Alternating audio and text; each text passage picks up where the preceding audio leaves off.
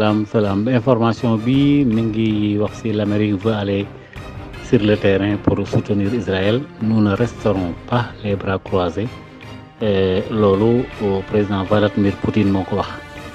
waaw loolu nag maa ngi topp information bi ginnaaw bi ñu ci jotee jëm koo gën a vérifier daal waaye daal Poutine daal nee na américains yi bu ñu demee nag foofu nag bëgg a rek dal ci kaw Iran kenn ku nekk xam na ne diggante Russie ak Iran diggante bu rek tax la lool dañuy jëflante ci lu bare bari rawatina ak Syrie ndax état islamique yéen a ngi fàttaliku 2004 bi ñu duggee Syrie su ma jumul 2004 def naa la waaw.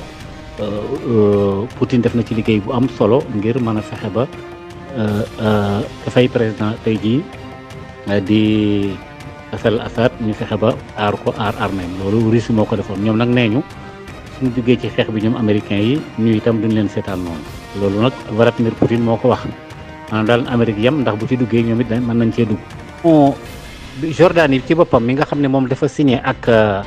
Israël ak ay accord de non agression maanaam Jordanie ak Israël duñu mbëkkante mukk ndax daanaka Jordanie yëpp ay palestiniens lañ nag ci wàllu xeet mais comme dañoo signé accord yooyu gis nga Jordanie nee na ñoom tëj nañ seen espace ndax drone iranien bu fa jaaree dañ koy bombardé ci saa si la Iran daal di tontu wax ne ñoom itamit bépp réew boo xam ne bii ubbi nga sa espace ci jaww ji ngir may ko Israël ngir mu dal ci seen kaw bu keroogee yow muy ubbi sa réew daañu la attaqué fayu ci yow ba noppi door attaqué Israël. te Jordanie di rôle naa feex lay joué fii lu toll nii ndax bëggul drone iranien yi jaar foofu la moo tax waa Yémen seen ministre bi ñu dénk wàllu information yeeg wàllu kaaraange gi waa Yémen wax nañ ne ñoom daañu tàmbali et d'ailleurs sax tàmbali nañ ko di sànni ay roquettes ak ay missiles jëmale ko ci Israël